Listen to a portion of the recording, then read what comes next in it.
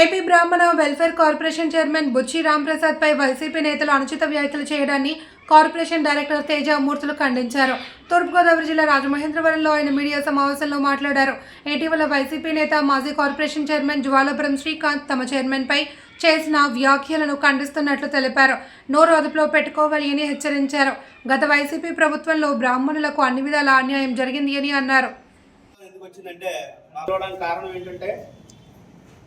రాష్ట్రంలో చాలా సంవత్సరాల తర్వాత బ్రాహ్మణులకి అత్యధిక బడ్జెట్ ప్రవేశపెట్టిన కూటమి ప్రభుత్వానికి ప్రత్యేక కృతజ్ఞతలు తెలపడానికి, అలాగే మేము అడిగిన వెంటనే ఈ సంవత్సరం బడ్జెట్లో సుమారు 353 కోట్లు మాకు బ్రాహ్మణులకి సంక్షేమానికి ఇచ్చినటువంటి ఆంధ్రప్రదేశ్ ముఖ్యమంత్రి వర్యులు నారా చంద్రబాబు నాయుడు గారికి, అలాగే ఉప ముఖ్యమంత్రి వర్యులు శ్రీ పవన్ కళ్యాణ్ గారికి, ఆర్థిక శాఖ మంత్రి గారికి అందరికీ కూడా ప్రత్యేక కృతజ్ఞతలు బ్రాహ్మణ కార్పొరేషన్ తరఫున, బ్రాహ్మణ సమాజం తరఫున తెలియజేస్తున్నాం ముందుగా. తర్వాత ఈరోజు ముఖ్యంగా రాష్ట్రంలో వైసీపీ పరిపాలన అంతమయ్యాక, వైసీపీ ప్రభుత్వం అంతమయ్యాక చాలామంది మాజీ మంత్రులు కానీ, మాజీ సలహాదారులు కానీ, మాజీ అధికార ప్రతినిధులు కానీ, బ్రాహ్మణ సమాజానికి చెందిన కొంతమంది వ్యక్తులు, అంటే మాజీ దేవాదాయ శాఖ సలహాదారులు గారు జ్వాలాపురం శ్రీకాంత్ గారు ప్రస్తుతం వైసీపీ అధికార ప్రతినిధిగా ఉన్నారు. వారు ఇటీవల ఒక 2-3 రోజుల క్రితం బ్రాహ్మణ కార్పొరేషన్ ఉద్దేశించి, అలాగే గౌరవ చైర్మన్ గారిని బుచ్చిరాం ప్రసాద్ గారిని ఉద్దేశించి, అసలు మీరు బ్రాహ్మణ పుట్టు పుట్టారా, మీరు కడుపుకి ఏం తింటున్నారు, గుర్రాలు పడుగొమ్ముతున్నారా అంటూ కొంత అసభ్య పదజాలాన్ని వాడటం జరిగింది. ముందుగా దాన్ని మేమందరం బ్రాహ్మణ సమాజం తరఫున, బ్రాహ్మణ కార్పొరేషన్ డైరెక్టర్గా, కార్పొరేషన్ మిగతా డైరెక్టర్లు అందరి తరఫున తీవ్రంగా ఖండిస్తూ ఉన్నాం. జనసేన పార్టీ తరఫున కూడా దీన్ని తీవ్రంగా ఖండిస్తున్నాం. శ్రీకాంత్ గారికి ఒకటే చెప్తున్నాం. ఆయన అంటారు, బ్రాహ్మణ కార్పొరేషన్ వచ్చిన దగ్గర నుంచి ఈ రోజు వరకు ఏం చేసింది అని ప్రశ్నించారు. శ్రీకాంత్ గారికి ఒకటే చెప్తున్నాం, మీరు అధికారంలో ఉండగా, అంటే వైసీపీ ప్రభుత్వం అధికారంలో ఉండగా 5 సంవత్సరాలు శ్రీకాంత్ గారికి తెలిసే ఉంటుంది. ఎందుకంటే ఆయన మాజీ సలహాదారుడిగా ఉన్నాడు. దేవాదాయ శాఖలో ఏం జరిగిందో మరి ఆయనకే తెలుసు. గుళ్ళు తగలెట్టినప్పుడు, రథాలు తగలెట్టినప్పుడు మరి ఈయన బ్రాహ్మణే కదా, ఈయన బ్రాహ్మణుడు కాదు కదా అని ఇప్పుడు మేము వాడచ్చు పదజాలం.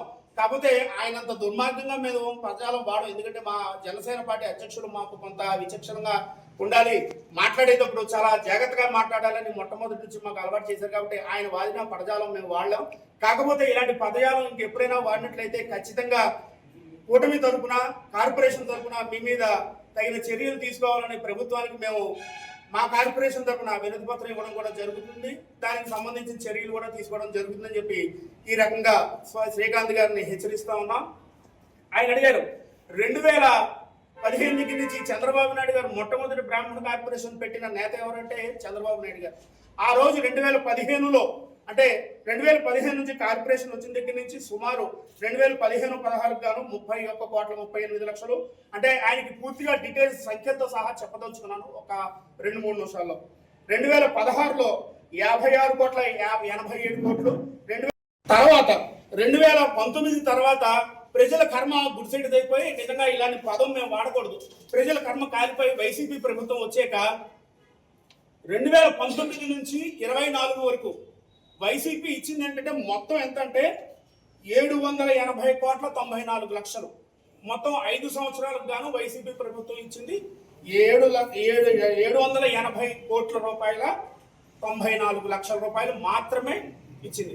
తర్వాత వైసీపీ ప్రభుత్వం చేసిన అపృత్యాలు కానీ, ప్రజల మీద తీర్చుకున్న కసి కానీ, ప్రజలు పవన్ కళ్యాణ్ గారు ఆ రోజే చెప్పారు, జగన్ అధపాతాలను తొక్కేస్తానని. ఆ తొక్కిన సందర్భంలో జగన్మోహన్ రెడ్డి గారికి 11 సీట్లు వచ్చాయి. ఆ సీట్లు వచ్చాక కూటమి అధికారం చేయలేక, కూటమి ప్రభుత్వం అధికారం వచ్చిన ఈ 18 నెలల్లో మీరు సుమారు 780 కోట్లు ఇస్తే, మేము 2024 నుంచి కూటమి ప్రభుత్వం వచ్చాక 24-25 సంవత్సరానికి గాను సుమారు 74,000 లబ్ధిదారులకి సుమారు 10,76,00,000. మొత్తం 2025, అంటే ఈ 18 నెలల్లోనే ఇంచుమించు కూటమి ప్రభుత్వం ఇచ్చింది 571 కోట్ల రూపాయలు, 570,77,00,000 రూపాయలు. అంటే వైసీపీ ప్రభుత్వం 5 ఏళ్ళు, ఈ కూటమి ప్రభుత్వం వచ్చిన 16 నెలలు 18 నెలలు టర్మ్ ఏదైతే ఉందో ఆ టర్మ్ లో వైసీపీ కన్నా కేవలం వైసీపీ 780 కోట్లు 5 సంవత్సరాలకు ఇస్తే కార్పొరేషన్ ద్వారా బ్రాహ్మణ సంక్షేమానికి కూటమి ప్రభుత్వం ఇచ్చింది. ఈ 18 నెలల్లో 571 కోట్ల రూపాయలు. శ్రీకాంత్ గారు తెలుసుకోవాలి. ఈ సంఖ్యలు కావస్తే మీకు కూడా మేము పంపిస్తాం. మీరు కూడా 2 కళ్ళు పెట్టుకుని జాగ్రత్తగా చూసి మనం మాట్లాడింది తప్పు, కూటమి ప్రభుత్వం బాగా చేస్తోంది అని మీరే మనసులో అనుకుంటారు.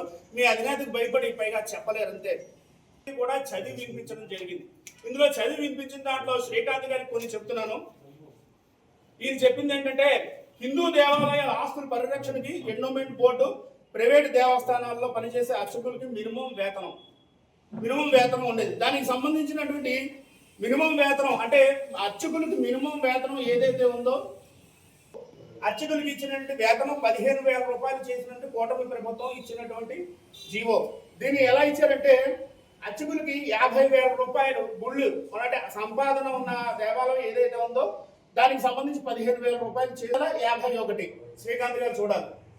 మా డైరెక్టర్స్ అందరి దగ్గరికి బ్రాహ్మణ డైరెక్టర్లు సుమారు 15 దేవాలయాలను ఎండోమెంట్ కమిటీలోను ఎక్స్ అఫీషియోతో పాటు ఒక్కొక్క డైరెక్టర్స్ ఉన్నారు. నా పక్కనే జనసేన నుంచి మార్కండేశ్వర స్వామి దేవస్థానం డైరెక్టర్ బోడెం రవికుమార్ శర్మ గారు, అలాగే గ్రంథాలయాల కార్యదర్శిగా మన మణికంఠ గారు, కాళీపట్నం మణికంఠ గారు ఉన్నారు. వీరిద్దరే సాక్ష్యం. అలాగే టీడీపీ నుంచి బీజేపీ నుంచి కూడా ప్రతి దేవాలయం నుంచి ఒకళ్ళు ఉన్నారు. దానికి సంబంధించినట్టు జీవో, ఈ జీవో కాపీలన్నీ కూడా మీకు పంపిస్తాం. ఎక్కడ ఇచ్చారని మీ పార్టీ నుంచి కూడా లేకుండా బూతులతోనే మాట్లాడతారు. ఆ బూతులతో మాట్లాడింది ఈ మధ్యనే చూస్తున్నాం. వాళ్ళ అంబటి రాంబాబు గారు గౌరవ ముఖ్యమంత్రి గారిని మాట్లాడి కొంతకాలం శ్రీకృష్ణ జన్మస్థానంలో చెప్పకూడదున్నటువంటిది మనం చూసాం. అలాగే శ్రీకాంత్ గారు ఇలాంటి పనులు చేయకుండా, అలాంటి పద్ధతులు శ్రీకాంత్ గారు కూడా రాకుండా జాగ్రత్తగా చూసి మాట్లాడేటప్పుడు నువ్వు బ్రాహ్మణ పుట్టావా, మీ అమ్మగారు బ్రాహ్మణ, మీ నాన్నగారు బ్రాహ్మణ, ఇలాంటి పదజాలాలు వాడితే మేము కూడా అలాంటి పదజాలాలు మిమ్మల్ని ఉద్దేశించి మాట్లాడగలం. కాకపోతే మీరు మాకన్నా పెద్దవారు కాబట్టి, మీకన్నా పెద్దవారు చైర్మన్ గారు కాబట్టి, బుచ్చిరాజ్ ప్రసాద్ గారు కాబట్టి